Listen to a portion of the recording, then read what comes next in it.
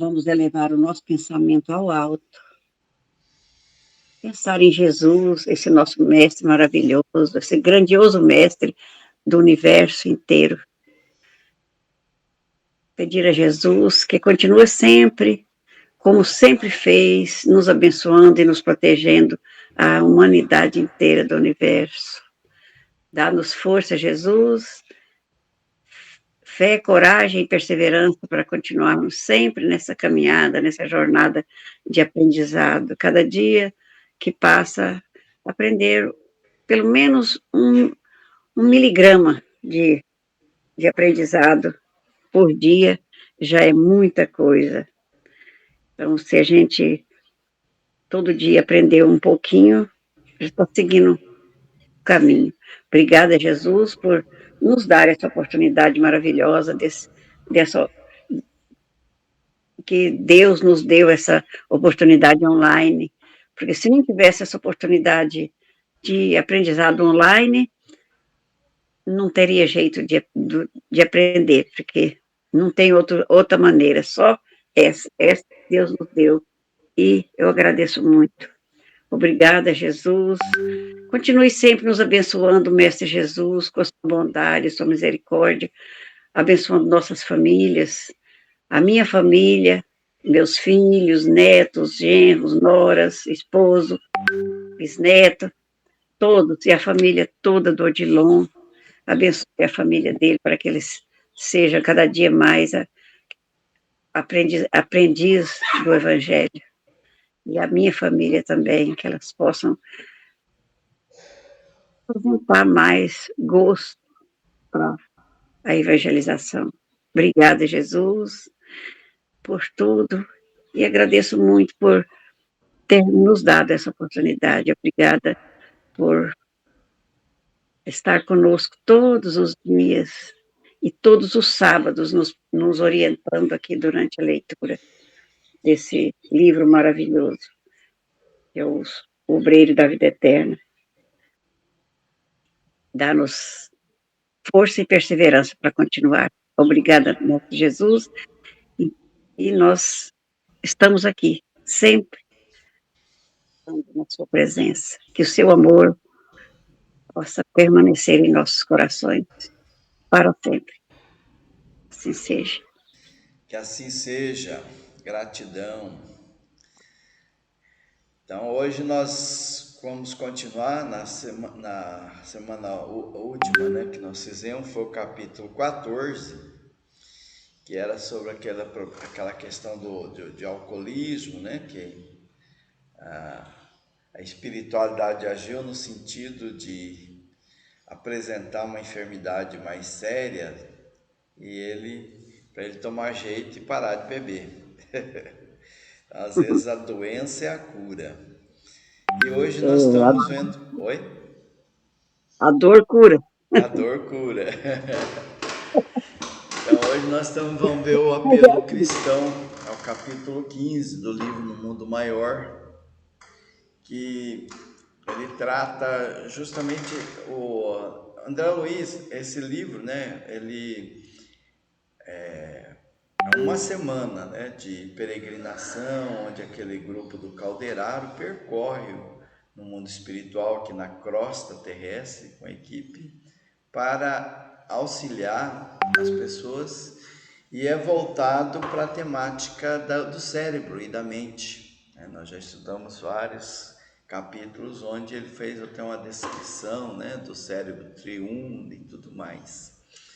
E é uma semana de trabalho da equipe em que o André Luiz narra, e dessa narrativa nasce esse livro. São 20 capítulos. No apelo cristão, que é o capítulo 15 do dia de hoje, o André Luiz já está com a equipe do Calderaro, e eles então vão para um local lá onde eles se reúnem, né? E para assistir uma palestra dada por um instrutor que tem bastante conhecimento, né, já mais evoluído, o instrutor Eusébio. E ele então, naquela noite, ele ia fazer uma palestra para algumas centenas de companheiros católicos romanos e protestantes da igreja reformada, né, das igrejas reformadas, encarnados. Então, as pessoas encarnadas seriam convidadas, essas pessoas que eram menos dogmáticos, eram mais liberais, para durante o sono, quando eles são mais abertos, né, mais suscetíveis para influência mais direta, então eles iriam então para o plano espiritual e receber então orientações. André Luiz estava surpreso, intrigado até pela forma e a condução, e Calderaro então explicava para o André Luiz, enquanto se dirigiam lá para o local da palestra, dizendo que a proteção divina desconhece privilégios. Então aquela história da graça celestial não é tão de graça assim, né? Então às vezes a pessoa fala, é uma graça, é um livramento, né? E dá a impressão assim que Deus escolhe a dedo, assim, ó, você eu vou te livrar, você eu vou estar de graça, te dar uma graça, né?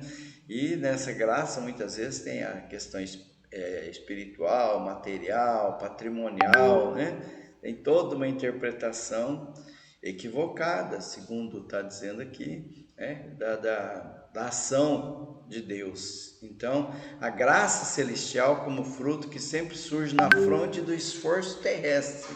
Então, as pessoas, elas recebem, né? Todos nós recebemos de acordo com o merecimento. Então, nós temos que fazer a nossa parte. Então, não é uma confissão religiosa, dizia Calderaro, né? Lembrando das confissões que é na Igreja Católica, às vezes, né, também tem como forma de conquistar o perdão e a anulação daquele ato equivocado, e a pessoa daí está pronta para continuar agindo em desconformidade com a lei de Deus. Não é assim que funciona, né? Então, nós somos responsáveis pelos nossos atos e respondemos por ele. Muitas vezes através de provas, de expiação e através de atos de amor, como diz João no Evangelho, né? Que ao amor cobre uma multidão de pecados. Então não precisa, o crescimento não acontece só pela dor e pelo sofrimento, mas também pela dor e o sofrimento, porque nós somos ainda muito endurecidos. E se a gente for observar muitas situações onde nós desenvolvemos a sensibilidade por algumas situações, a gente só desenvolve depois que passa por aquela situação, né? Por uma enfermidade nossa ou da família, por uma situação, às vezes a gente tem um julgamento assim muito forte, muito cruel com a atitude de um outro, né? Diante de talvez de uma atitude até criminosa, mas daí quando aquela situação ocorre com alguém que amamos, um filho, por exemplo, a gente muda totalmente. Nossa, porque a justiça não podia ser assim, assado, né? A gente tem uma visão diferente. Então, às vezes, eu diria até que muitas vezes, nós precisamos enfrentar uma experiência daquela similar para que a gente desenvolva essa compaixão, né, com relação a forma com que o outro enfrenta. Então, o Calderaro estava conversando com o André Luiz, explicando, né, que eles iam chamar aqueles religiosos, né, para um entendimento sobre a verdadeira espiritualidade, para que diminuísse essas hostilidades, né, inferior que tanto ocorre, né, as religiões se dividem em ideologias diferentes e disputam na acirrada hostilidades deploráveis, como se Deus não passasse de um ditador que tem dificuldade de se manter no poder. Eu achei uma comparação interessante, né? Porque o Deus, principalmente aquele Deus que é descrito na Bíblia, no Velho Testamento, passa essa impressão, né? É um Deus que quer ser adorado, é um Deus que coloca medo, né, para ser provado. Tem até aquela passagem interessante onde Deus exige lá do, do seu seguidor, né, que mate o filho em sacrifício para mostrar que tem fé. É uma coisa meio estranha, né? Parece uma coisa de sadismo até, né? Imagine, nos dias de hoje, né? Como acontecia isso. Seria um trauma muito grande para a criança e para o próprio pai, né?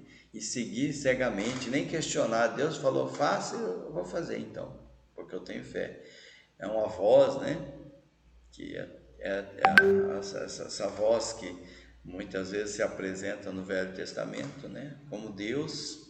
Muitas vezes a gente olha assim e fala, mas não sei não, né? Esse Deus está muito estranho, será que nos serve esse tipo de Deus? Então aqui ele diz, né? Como se Deus não passasse de um ditador em dificuldade para se manter no poder. É aquela velha disputa, né? De Deus e o diabo. Olha, Deus precisa guerrear, né? Precisa andar muito, ser muito firme, senão ele pode perder para o diabo. Né? Que tipo de Deus é esse, né? Que tem esse sentimento tão humano, né? Então, a gente, hoje nós, cada vez mais, né? Nós construímos o entendimento que Deus é muito acima de tudo isso. E o Espiritismo, como uma doutrina que abriga em si essa tríplice visão, filosofia, ciência e espiritualidade, religião, ele traz uma visão diferente dessa fé, uma fé mais, uma compreensão mais sublime, mais rica, né, em entendimento e conhecimento.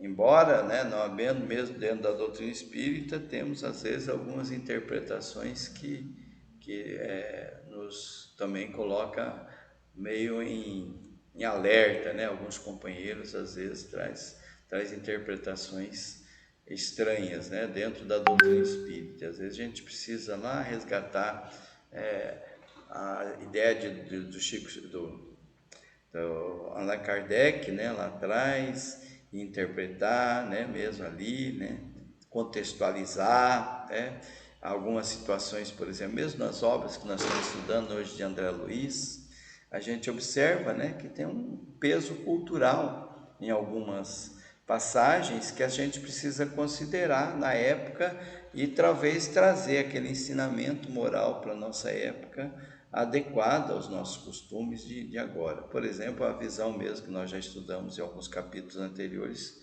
da posição da mulher, né? Hoje é bem diferente do que na época, por exemplo, desses livros que nós estamos estudando de André Luiz, 1940, né? Era muito diferente, né? Ou a mulher trabalhar fora, a mulher exercer cargos, até votar, era uma coisa muito questionável até. Hoje a gente percebe que temos direitos iguais, né? Kardec trabalhou até muito bem essa temática, né? Nos livros, que a gente tem uma interpretação bacana sobre isso aí. Então, Calderaro, então, em companhia do André Luiz, né, trazia alguns ensinamentos, né, mostrando que Jesus é um Jesus de amor, de renúncia, de humildade, de compaixão, né, por aqueles que os perseguia, né? Então ele era um enviado de muita energia, né? Energia de Deus mesmo, né? Ele até dizia, né? Eu represento o Pai aqui na Terra, né? O Pai e eu somos um só, ele dizia. Mas ainda assim, né? Com esse peso de representar Deus, ele era humilde, né? Mesmo nas perseguições mais severas, ele mostrou-se humilde, silencioso, solicitando perdão àqueles que o feriam, dando-nos exemplo, né, desse comportamento para nós. E aí Calderaro dizia ainda, né, que salvar alguém, né, é uma obra de educação, né? Não significa, quando você vai socorrer alguém, tirar dele toda a luta, né? Toda a possibilidade dele enfrentar dificuldades até para se edificar, para, para crescer. E nós vimos isso também em algumas lições, né, anteriores aqui mesmo nesse livro, que traz informações nesse sentido, onde a pessoa, a espiritualidade age no sentido de fortalecer a fé, fortalecer a crença, fortalecer ele, para enfrentar os desafios com equilíbrio, com serenidade, com amor, para desenvolver dentro de cada um a paz de Jesus, né? Então, Deus não quer, né? Ele diz aqui, né? Deus não se compraz com as pessoas serem felizes, né? Serem miseráveis, né? Não é isso. Mas que as conquistas sejam feitas dentro da moral cristã e cada um conquiste esse patrimônio espiritual, né? De forma pelo próprio trabalho, né? Que é assim que nós entendemos. Muito bem. Aí então, esse assunto que passou, né, para o André Luiz, a chegar então no local onde estavam poucas centenas, dizia André Luiz, assistindo aquela fala, né? Aí ele descreve, né, o luar balsamizava o alvoredo, a paisagem muita paz, né? A relva ali, muitos ali ajoelhados, outros deitados sobre a relva, ouvindo extasiáveis as palavras do Eusébio, né? Do irmão Eusébio, e confundidos até, né? Que eles estavam meio confusos. Seria ali o paraíso, né? Eles estavam transportados repentinamente ao paraíso.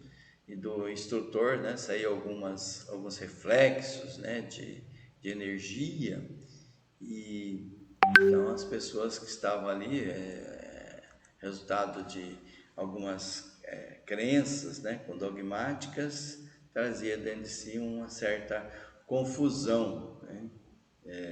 E aí ele dizia, o irmão Eusébio, né, aquilo que vocês fizeram com o tesouro que Jesus deixou, né, a utilização desse tesouro. Então ele estava fazendo uma chamada de atenção ali, né, como diz no ditado popular, um puxão de orelha para aquelas pessoas. Nós estamos vivendo uma época de instabilidade, de incerteza, que ameaçam as instituições. E o que é que vocês fizeram com o evangelho de amor do nosso Jesus Cristo? Vocês não ficam temerosos, né, com a tempestade que há de vir, né, diante dessas dissensões, diante dessa forma, né, como vocês se colocam para interpretar o cristianismo? Então, se vocês observarem na antiguidade, como é que ser cristão simbolizava? Então, simbolizava uma escolha mais nobre, de exemplo, de padrão de conduta, né? Então, era o combate ao mal com as armas do bem, com o amor. Não combatia o amor, o ódio com amor, né? Não com a discórdia destruidora que às vezes se vê hoje, né? Até mesmo, né, o monarca do Estado romano, né, belicoso como era, guerreiro, ainda assim os cristãos entregavam-se a sacrifícios sem o personalismo dissolvente, né? Sem as questões dogmáticas, né, que hoje se espalham, né? Então, oferecia a própria vida em favor, em penhor a gratidão a Jesus, né? Então, sabiam perder, né? Os cristãos de antigamente sabiam perder as vantagens transitórias para conquistar os tesouros celestiais. Sacrificavam uns pelos outros, naquela demonstração viva de amor fraternal. Então, repartiam os sofrimentos e multiplicavam os júbilos entre si. morriam em testemunhos angustiosos para alcançar a vida eterna. Então ali ele estava fazendo uma chamada àquelas pessoas para o entendimento do verdadeiro cristianismo, né? Sois herdeiros, que sois, né, daqui desses primeiros cristãos, né? Então, sejam vocês, né, representantes autênticos desses cristãos, né? Que fizeste voz da esperança transformadora, da confiança sem vacilação, onde vocês colocaram a fé viva, né, dos patriarcas que adquiriram o preço de sangue e de lágrimas, que fizeram vocês quanto à boa nova, quanto ao evangelho, construíram entre vocês barreiras de difícil ser transposta, se envenena, né? Se intoxica com o dogmatismo, corrompe a separação, né? As igrejas, as religiões se tornaram partidos, né? Então, estão repartidas. Quando o Cristo é um só, né? É um só. Então, o reino de Deus, ele significa o amor universal, a união eterna, né? Então, vocês estão corrompendo, né, o evangelho do Cristo, né, tornando ele uma coisa impura, né, porque em nome de Jesus vocês amaldiçoam uns aos outros, né, invoca para isso o nome de Jesus, né, para fazer coisas erradas, coisas equivocadas. Então, isso é um delírio, dizia ele, né? Essa concorrência imaginária pela obtenção de privilégios divinos, né? Antigamente, os seguidores do Cristo, eles disputavam a oportunidade de ajudar, de servir. E, no entanto, na atualidade, procuram pelas mínimas ocasiões de serem servidos, né? Os líderes religiosos, né, ficam acumulando riquezas, querem ser servidos, querem ter privilégios, né, porque são seguidores do Cristo. É interessante que nós vimos essa passagem até mesmo aqui nesse livro, né, teve uma história de um padre, né, que chegou no plano espiritual achando que estava sendo injustiçado porque ele foi padre. Como assim? Ele foi um padre que cometeu muitos equívocos, muitas maldades, mas ele é representante de Deus, então ele merecia privilégios, né? Assim também pastores, né, e outros seguidores de religiões outras, né, chegam e se surpreendem com a forma. E espírita também não é diferente não, né? Nós já vimos alguns livros, né, contos de Humberto de Campos e tudo mais, né, que espírita, dirigentes até de casas espíritas, chegam lá e são surpreendidos, que eles fizeram pouco, né, que deveriam ter feito mais, que não se ajustaram, né?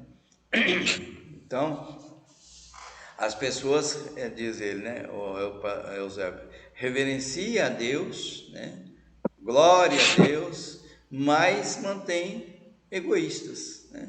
Querem só para si, querem ser servidos. Proclama Deus de paz, de glória, mas incentiva a guerra. É uma coisa estranha, né? Incentiva o ódio, né?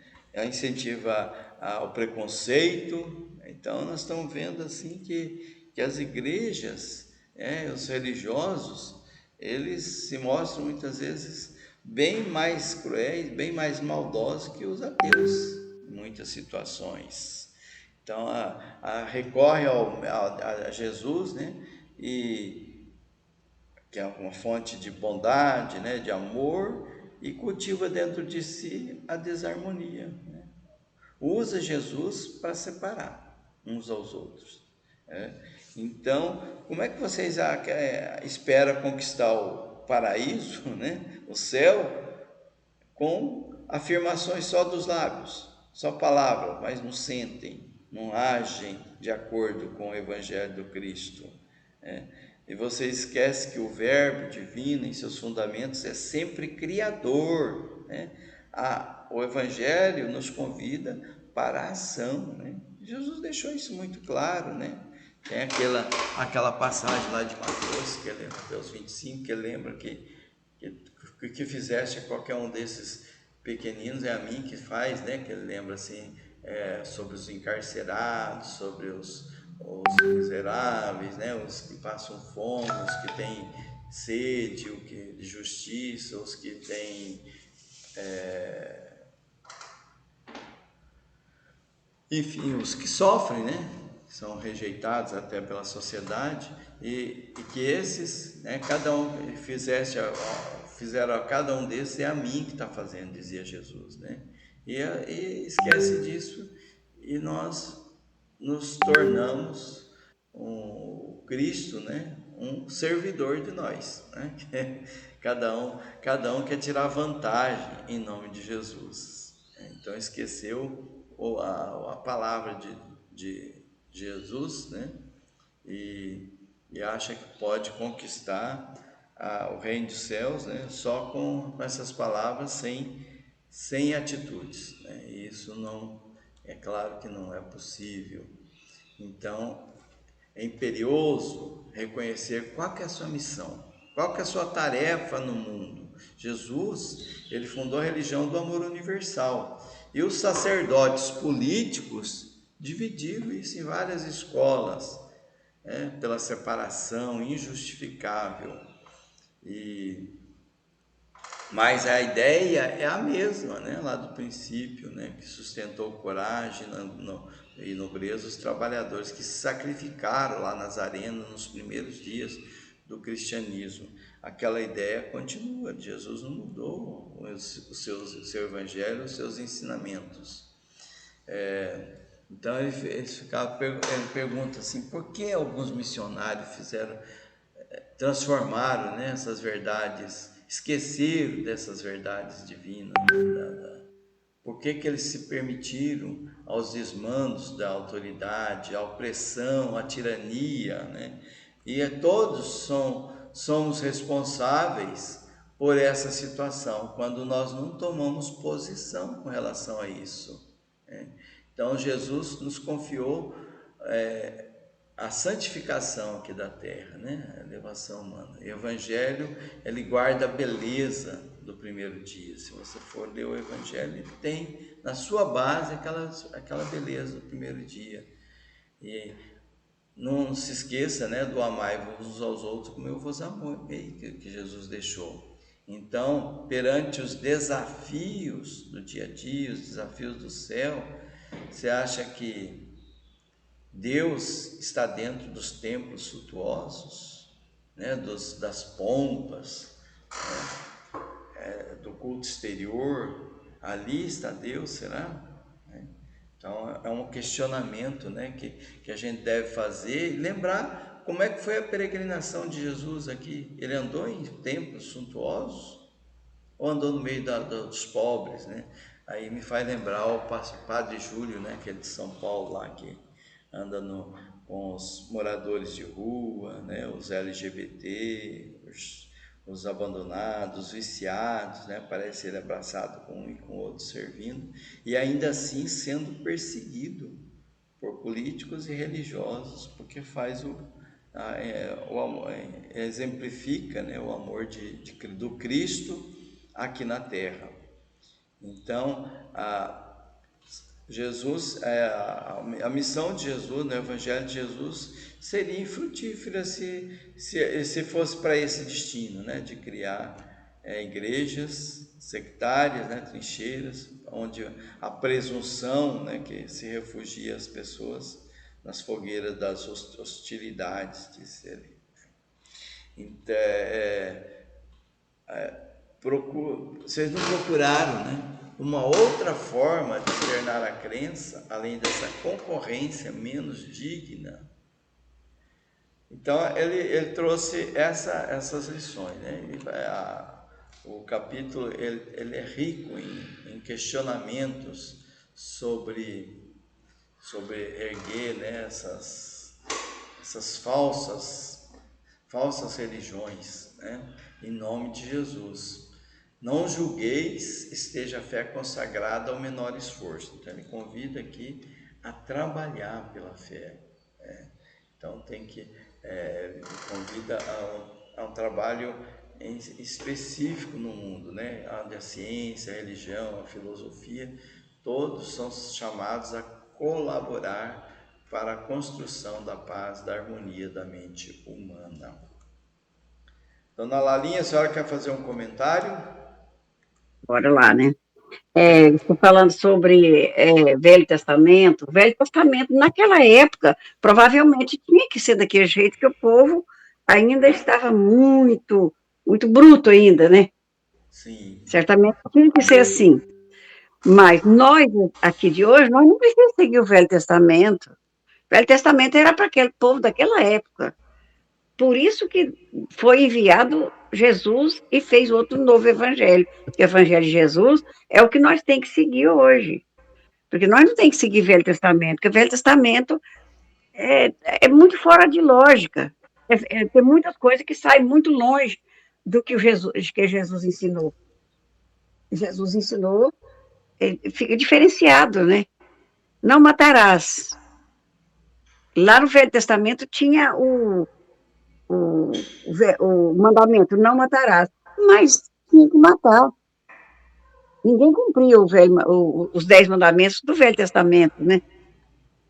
Então era coisa assim divergente.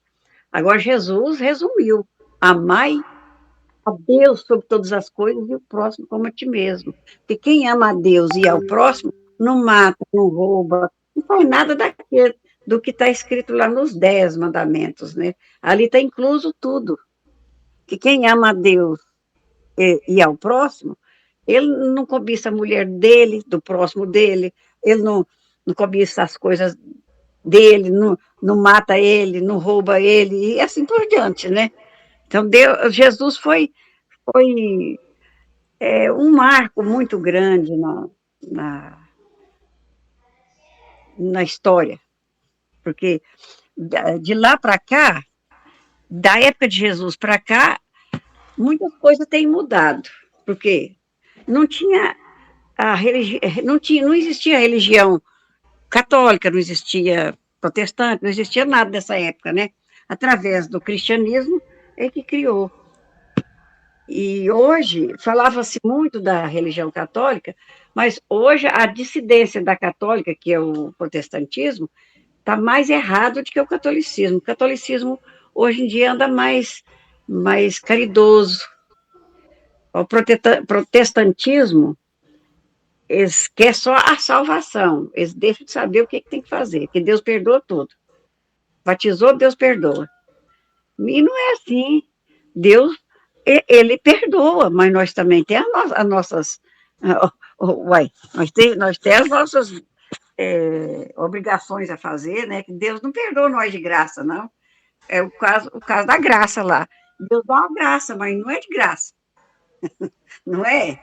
Deus dá a graça, mas nós temos que fazer por onde receber essa graça. Agora eles pensam que Deus dá de graça ainda.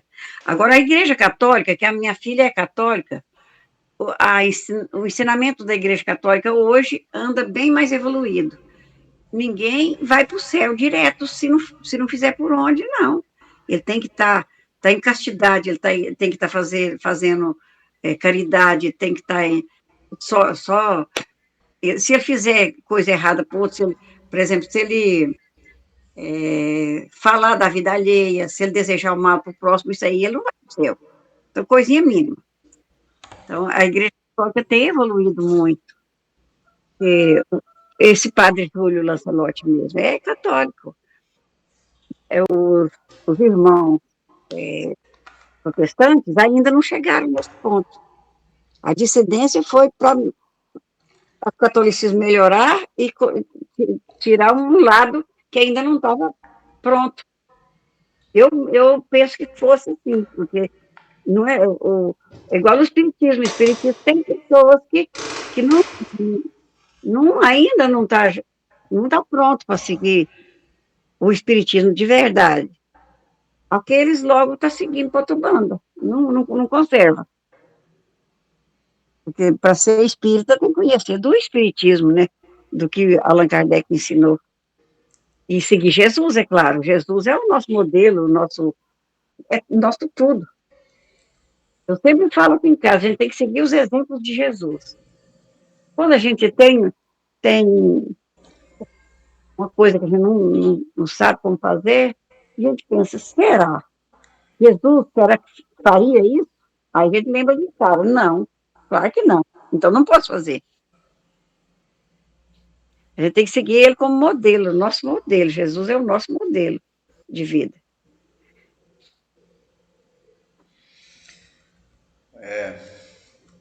Então, as igrejas, né, no seu nascedouro, né, nas suas normas, geralmente elas têm normas assim, que leva ao evangelho mesmo, né? Embora tenha os É, dogmas, a grande questão é o que as pessoas fazem com as igrejas, né? Fazem com aqueles é. ensinamentos. Então, às vezes, Uhum, direciona muito a questão dos rituais, dos dogmas e esquece da ação. E é. alimenta dentro de si, às vezes, muito ódio, muita dissensão, muito separatismo. Que fulano pertence a tal igreja, ele não vai para o céu, né? Uhum, Antigamente, até as próprias, né, pessoas, né, que não seguiam o rito era discriminado, né? Se tinha, por exemplo, alguém dentro da família que se suicidava, nem podia ser enterrado no cemitério, né, o Campo Santo, né? Então tinha uns julgamentos assim muito fortes com relação ao próximo, que fugia do amor do Cristo, né? Então, o que se fizeram, né, com as religiões, que é o que o irmão Eusébio está questionando, né? O que vocês fizeram, né, com os ensinamentos do Cristo lá no seu nascimento, né? E daí ele passa a recordar algumas passagens até do Cristo para lembrar esse amor, né, esse entendimento, essa fé sincera, né? Ele lembra de que Madalena, né, quando ele se aproximou de Madalena, ele não ficou dando lição de moral para Madalena, né? Falando que você tem que agir assim, ou, parar com isso. Não, ele só interessou no coração, né, no amor, né, no postulado. E ela se tornou uma seguidora fiel do Cristo, né? Que até morreu servindo, né, ajudando os leprosos. Quando ele visitou Zaqueu, né, Zaqueu era um republicano, né, era aquela tipo execrável onde os judeus quando ele passava perto, cuspia de lado, que é uma ofensa, né, bem grave, né, por conta de que ele era um cobrador de imposto. Mas quando ele resolveu, falou, não, eu vou seguir o Cristo, ele falou, desce daí, né? Hoje a salvação chegou no seu lar, né? Não criticou ele, a decisão de mudança veio do próprio Zaqueu, né? A mulher A luta, samaritana, né, que era tão desprezada também, né? Como é que ele, né, chegou ali e ofereceu a água da vida eterna para ela, né, que nunca mais vai ter sede, considerou ela como uma pessoa, não ficou ali com contendas inúteis. Então a forma como Jesus, né, se aproximava seja do pecador, que somos todos nós, era sempre de acolhimento, de amor, né? Conviveu com cegos, com leprosos, com loucos, com doentes, de todos os matizes, né? Exemplificou a vida social baseada na fraternidade mais pura, né? Nos mais elevados estímulos da santificação. E por fim ele foi, né, como nós já conhecemos, imolado na cruz. E quem foi seus dois últimos companheiros? Dois ladrões, confessos, né, ladrões confessos. E ele não hesitou em dirigir a palavra fraterna àquelas pessoas inflamadas de amor. E então ele lembra, né? Como é que você justifica, né? Usar o nome de Jesus para fazer coisas erradas, né? pois é. Usar. para justificar esses desvarios, né, de separação por motivos de fé. Então, acende fogueiras de ódio com prejuízo da solidariedade comum. Ele exemplificou o sublime sacrifício. Vocês estão, né, denegrindo a memória, né, do nosso Senhor, a memória do Evangelho. E as palavras do Eusébio, né, do irmão Eusébio, causava assim, uma sensação, uma impressão muito forte naquelas pessoas. Estavam cheias de comoção. Ele mantinha aquela atenção geral e falando, né, que a todos ali, né, falando ao coração de cada um deles, para que eles buscassem o Evangelho na sua pureza maior. Então, ele diz, ó, não limitem vocês a demonstração da confiança no Altíssimo aos cerimoniais de culto externos. Varrei a indiferença que vos engela as basílicas suntuosas. Então, estava falando aqui das riquezas, né, das igrejas, né? Que hoje até as riquezas não é tanto das igrejas, mas é das pessoas que são os dirigentes das igrejas, né?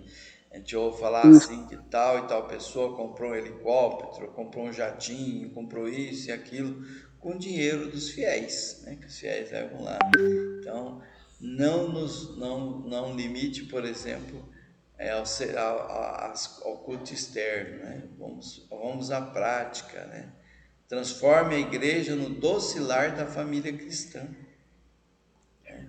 Qualquer que seja a interpretação, transforme ela no acolhimento de Jesus sofredores. também falou assim, sobre o culto ao ar livre também, para ser visto pelos homens, né? E ainda tem muito ainda nesse mundo, aquelas barulheiras, aquela gritaria. Aquilo ali não. Jesus acho que não apoiaria aquele tipo de coisa. Eu acho que O não. exemplo dele não mostrou isso, né? Em nenhum momento Não. mostrou esse tipo de comportamento. A gente não E via nas passagens. aquelas marchas para Jesus que eles faz, virou política, né? Política partidária. E aonde é política partidária, não está muito certo. Mas, às vezes, tem muita gente que vai e faz aquele barulhão todo lá. Às vezes, quem sabe, pelo jeito, pelo o formato do pensamento, às vezes Jesus até apoia. Porque às vezes está com sentimento bom, né? Mas a maioria não está com sentimento bom, está com sentimento de grandeza. Que cada um quer ser mais grande, cada um quer ser mais visto, cantar mais alto, quer gritar mais alto. E eu não apoio muito bem nesse, não. Eu mesma não vou. Um barulheiro dessa, não vou, não. Cada um se vira como pode, né? Eu não acho correto. O Jesus falou, quando a gente quiser orar para a gente escolher, não pode orar para ser visto pelos homens.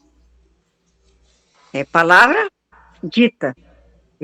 Ali acho que não é uma palavra figurada. Ele estava dizendo porque estava dizendo mesmo.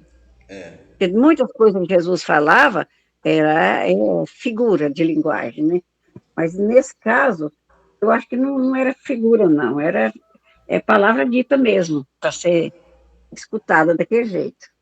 Quando orardes, vai para o seu quarto e ora em segredo, porque o Pai que vê em segredo recompensará na nossa necessidade, se a gente tiver mérito, né?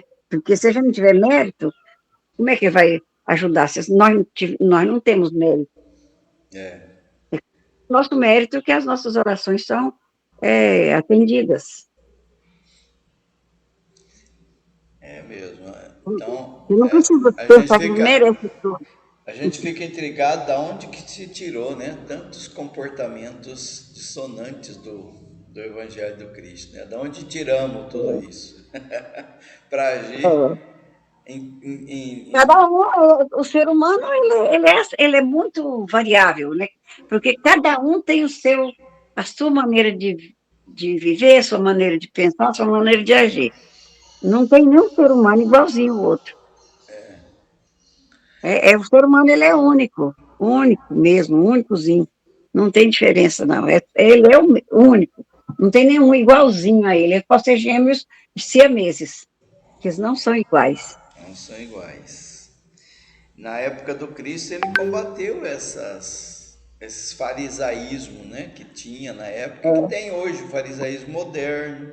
Né? Na época É, ele combateu isso aí, né? Ele falou que uhum, esse excesso, né, de formalismo, ele até cita aquela parte do são tal qual túmulos, né, caiados por fora e podre por dentro, né?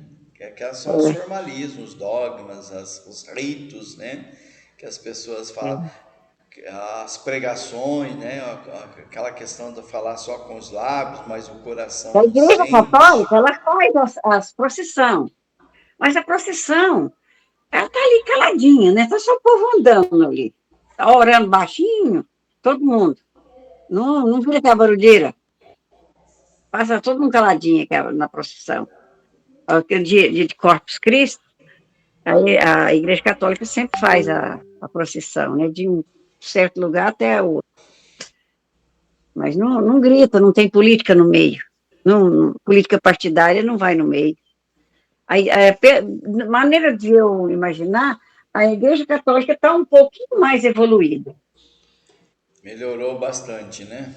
A sua Ela evoluiu forma. muito depois daquela época E tem alguns grupos, primitiva. né, que também são mais voltados para a prática do amor, da caridade, É, né? na igreja que a Fernanda mesmo ela congrega, ela tem as velhinhas que não dá conta de ir na igreja mais.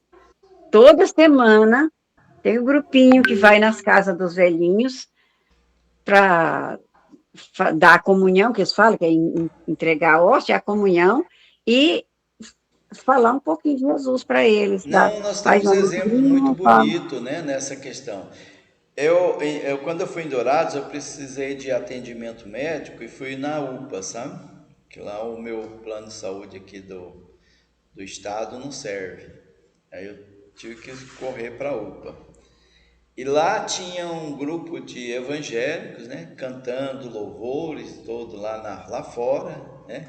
E depois dos louvores eles serviram, né, para as pessoas que estavam ali, pão, né, com sanduíche, assim, né, para todos ali, né, O pessoal que estava de fora esperando, né, na fila. Tem muitos. isso, e era de uma igreja. Aí no outro dia que eu fui lá, teve um padre que entrou de sala em sala orando com as pessoas, né? Fazendo oração e tal. As Então são igrejas atitudes dessa que mostra, né, que nós temos gente muito boa em todas as religiões. evoluiu muito daquela época da época que eles matavam, né, quem acreditava em Cristo. Naquela época, aqueles falavam que era feiticeiro, aí daquela época para cá evoluiu demais. Porque naquela época eles vendiam um pedacinho do céu, né, para os outros.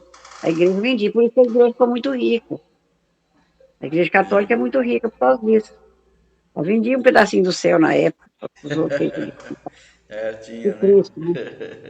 Mostra E, muito mais céu. e a pessoa que comprava, né, queria receber. Por isso que quando chega lá no plano espiritual, eles acreditam que tem Fica direitos tudo a doida. Cadê o meu privilégios. pedacinho de terra que eu comprei aqui? E aqui mesmo Olha, na Terra eles agem, né, com aquela arrogância, né, porque eles, né, têm é, direitos, né, que eles adquiriram. porque lá no céu tem, é Então é gostoso.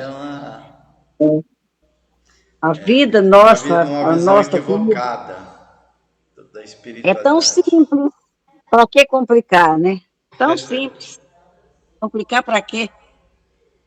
A gente só tem que viver uma vida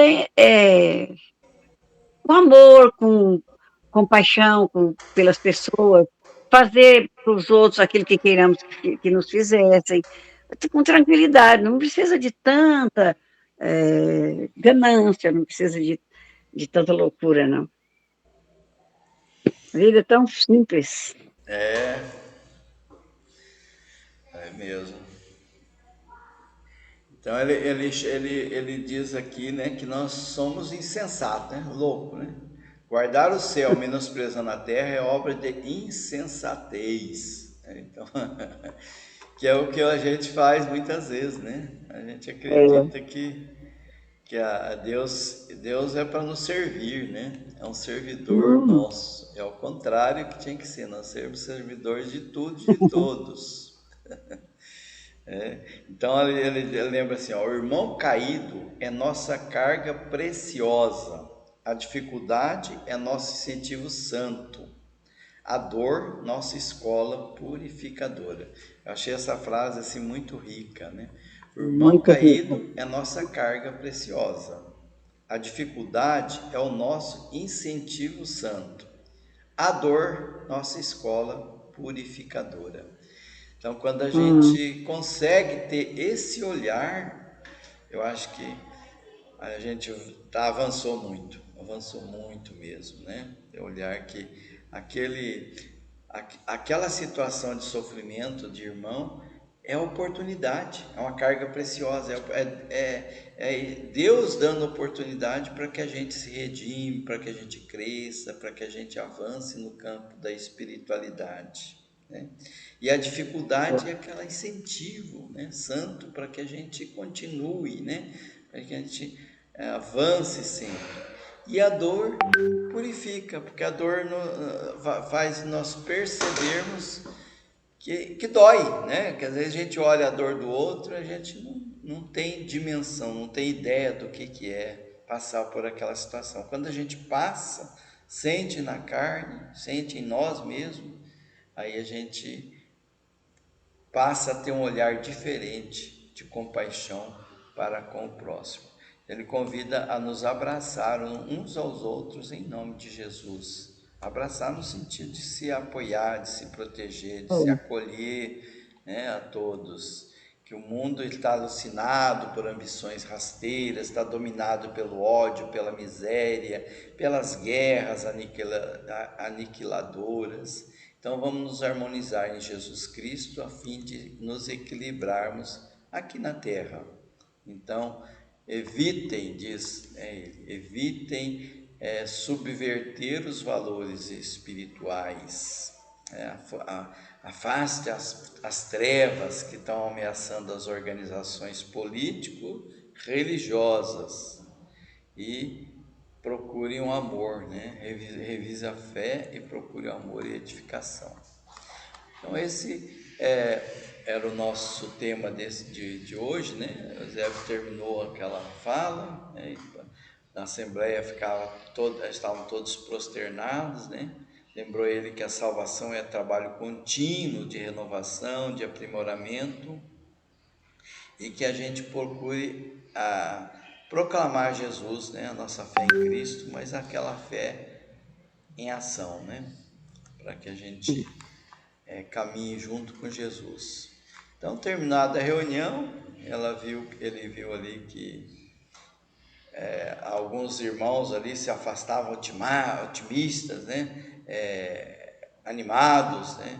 Que compreenderam o que o Eusébio falou, né? Mas depois, quando chega aqui no corpo físico, muitas vezes a gente esquece, né, da lição. Igual quando a gente, às vezes, né, vai no centro, estuda e tal, sai dali todo animado, todo entusiasmado, e às vezes aquele ânimo não dura muito, né? Mas quiçá que algumas centenas, né, que eles saíram dali dispostos a trabalhar em favor do Evangelho de Jesus. O próximo capítulo é Alienados Mentais. Nós vamos ver capítulo 16 para a próxima semana.